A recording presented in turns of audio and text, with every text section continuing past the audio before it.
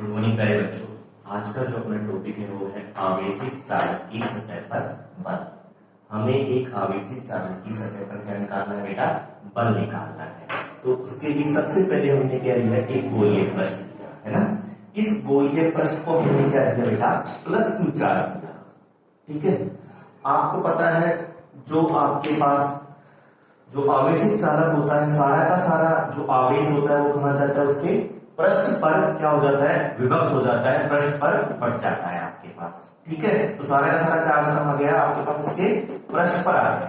ठीक, अब हम देखो इसका अपन एक छोटा सा पार्ट है। सपोज करो ये अपन ने इतना सा इसका एक पार्ट ले लिया, ये वाला पार्ट। इस वाले पार्ट पर, अब इस वाले पार्ट पर बाकी बचे हुए पार्ट के कारण क्या लगेगा?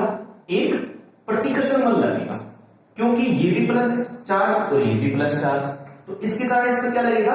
प्रतिकर्षण बल लगेगा। अगर ऐसे अपने बहुत सारे छोटे छोटे पार्ट ले लें तो बाकी बचे हुए पार्ट के कारण उन सब छोटे पार्टों पर क्या लगेगा? एक प्रतिकर्षण बल लगेगा। उन सभी बलों को अगर जोड़ लेंगे तो अपने पास क्या आ जाएगा?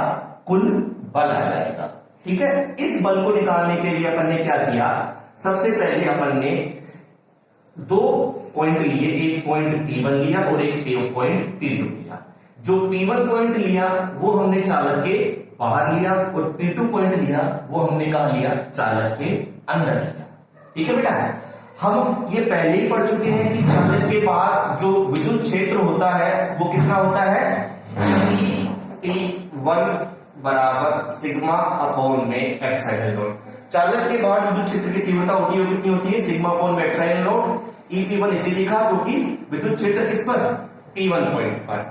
इसी तरह विद्युत क्षेत्र P2 पॉइंट में निकालेंगे तो कितना होगा आपके पास में? 0 होगा, क्योंकि अंदर कोई भी आवेश नहीं है, तो अंदर आवेश नहीं, विद्युत क्षेत्र का मान भी कितना होगा आपके पास में? 0 होगा। ठीक है, अब क्या किया अपन ने? इस पूरे के पूरे चालक को अपन ने दो भागों में विभक्त कर दिया। एक तो ये छोटा सा भाग अल्पांश कौन सा ले लिया? AB, बाकी बचा हुआ भाग कौन सा बचा? A, C और B बचा आपके पास। ठीक है, अल्पांश पर जो आवेश है वो कितना ले लिया? dq, और अल्पांश का जो पृष्ठीय क्षेत्रफल है वो कितना आ गया आपके पास में? ds आ गया आपके पास में। ठीक है, इस छोटे से अल्पांश पर इस बाकी जो पार्ट है, ये A, C, B वाला जो भाग है वो इस AB वाले भाग पर क्या लगाएगा? एक बल लगाएगा, और वो बल कहां लगाएगा? आपके पास प्लस जो आवेश होता है उसके कारण जो बल लगता है वो कहां लगता है? बाहर की तरफ लगता है। तो कहां लगेगा? लंबवत बाहर की तरफ। ठीक है, बल किसमें लगेगा? अल्पांश पर लगेगा। किसके कारण? A, C, B पार्ट के कारण। ठीक है, तो हमने क्या मान लिया? ये जो अपना अल्पांश है AB, इसके कारण विद्युत क्षेत्र की तीव्रता कितनी मान ली? E1, और जो A, C, B भाग है इसके कारण विद्युत क्षेत्र की तीव्रता मान ली अपन ने E2। ये अपन लिख भी लेते हैं, AB भाग के कारण विद्युत क्षेत्र की तीव्रता कितनी हो गई बेटा? E1। इसी तरह ये ACB भाग के कारण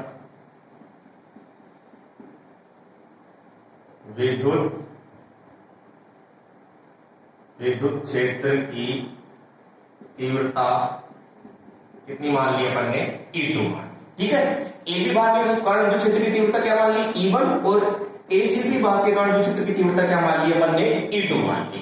अब क्या देखेंगे हम परिणामी विद्युत क्षेत्र की तीव्रता P1 बिंदु पे और परिणामी विद्युत क्षेत्र की तीव्रता P2 बिंदु पे। अब आप P1 बिंदु पे विचार करें। अब देखो P1 बिंदु पे जो E1 की दिशा होगी, E1 की दिशा कैसे होगी? लंबवत बाहर की तरफ, क्योंकि प्लस चार्ज है AB पर, तो AB के कारण दिशा किस तरफ होगी?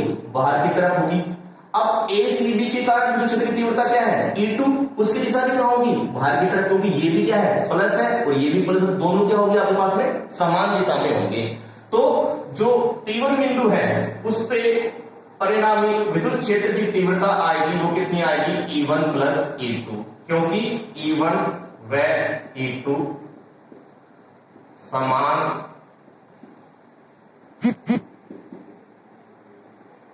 दिशा में, इसमें है समान दिशा में। इस तरफ अब P2 पॉइंट पर विचार करें।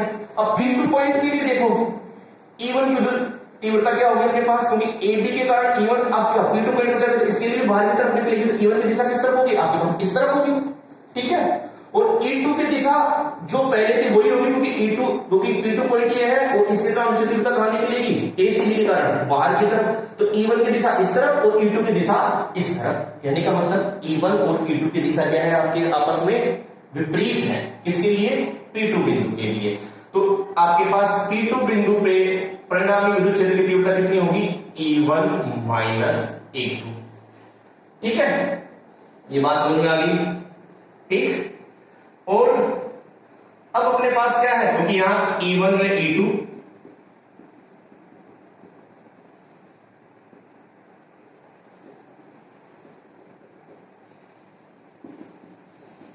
विपरीत दिशा में है, ठीक है। तो EP1 और EP2 का मान रख लें, तो EP1 का मान क्या रखेंगे, सिग्मा अपॉन में एप्सिलॉन नॉट बराबर E1 प्लस E2, ठीक है, ये अपने पास इक्वेशन नंबर 3। इसी तरह अपन EP2 का मान क्या रखें 0, तो 0 बराबर E1 माइनस E2, यहां से क्या आ जाएगा अपने पास E1 बराबर E2 आ जाएगा। अब मैंने क्या बोला, बल निकालना है किस पे, इस छोटे अल्पांश AB पर, किसके कारण निकालना है आपके पास, ACB के कारण।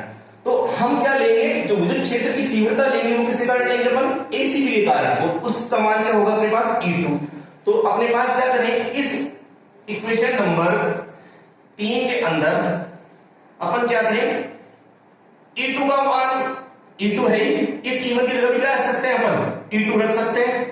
इक्वेशन नंबर 4 से अपन ने E2 का मान इक्वेशन नंबर 3 में रखा, तो कितना आ गया, sigma upon epsilon not E2 plus E2 sigma upon epsilon not कितना आ गया 2E2, और E2 का मान क्या आ गया बेटा अपने पास, सिग्मा अपॉन 2 एप्सिलॉन नॉट। या तक मेरे को लगता है आपको बात समझ में आ गई होगी, ठीक है। ये अपने पास किसका मान आ गया, E2 का मान आ गया, लेकिन अपन को निकालना किसका है, बल का मान निकालना है। तो ये अल्पांश क्या है, छोटा है, तो इसमें बल भी कितना लगेगा, स्मॉल ही लगेगा, तो इसमें लगने वाला बल का मान क्या मान सकते हैं अपन, dF मान सकते हैं।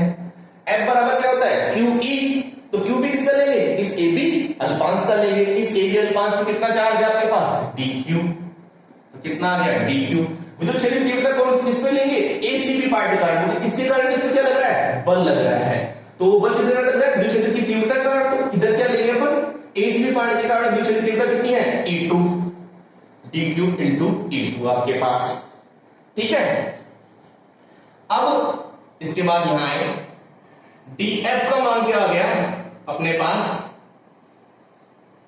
dQ into E2। अब पृष्ठीय आवेश घनत्व अपन क्या जानते हैं, पृष्ठीय आवेश घनत्व सिग्मा बराबर क्या होता है आपके पास में, dQ अपॉन में ds, तो dQ की वैल्यू अपने पास क्या आ जाएगी, सिग्मा ds, ठीक है। और E2 की वैल्यू अपने पास क्या है, इक्वेशन नंबर 5 से अपन चाहे तो उसमें क्या करेंगे, पुट कर देंगे, तो dF की वैल्यू क्या आ जाएगी, dQ की वैल्यू सिग्मा ds, और E2 की वैल्यू क्या है यहां से, sigma upon 2 epsilon not, sigma upon 2 epsilon not, ठीक है बेटा। तो dF की वैल्यू क्या आ गई आपके पास, सिग्मा स्क्वायर अपॉन में 2 एप्सिलॉन नॉट इनटू ds। ये तो अपने पास क्या आ गया है, dF का मान आ गया, लेकिन आपको मान किसका चाहिए, F का। आपको ये मैंने पहले बता रखा है, dF से जब F निकालते हैं तो क्या करते हैं अपन, समाकलन करते हैं, तो दोनों तरफ क्या कर देंगे अपन, समाकलन कर देंगे, तो dF का समाकलन तो क्या आ जाएगा सीधा सीधा F, इसका समाकलन करेंगे तो ये पूरी constant sigma square 2 epsilon not constant, समाकलन में क्या आ जाएगा, ds। ये अपने पास किसका मान हो गया, F का मान हो गया, ठीक है। इसमें अपन चाहे तो सिग्मा की वैल्यू रख सकते हैं, सिग्मा E बराबर क्या होता है अपने पास, सिग्मा अपॉन एप्सिलॉन नॉट, तो सिग्मा बराबर क्या हो जाएगा, E इंटू एप्सिलॉन नॉट, इसकी जगह अपन यहां रख दें, तो F का मान अपने पास एक और आ सकता है, सिग्मा का स्क्वायर है तो E का स्क्वायर एप्सिलॉन नॉट का स्क्वायर 2 एप्सिलॉन नॉट, और समाकलन में जब भी क्या था बेटा, ds, एप्सिलॉन नॉट से एक एप्सिलॉन नॉट कट जाएगा, तो क्या आ जाएगा अपने पास F का मान 1/2 E स्क्वायर एप्सिलॉन नॉट समाकलन डी, क्या आ जाएगा dx। तो ये अपने पास इसका मान आ गया, बल का मान आ गया। चाहे तो आप इसका एक स्क्रीनशॉट भी ले सकते हैं, ठीक है बेटा।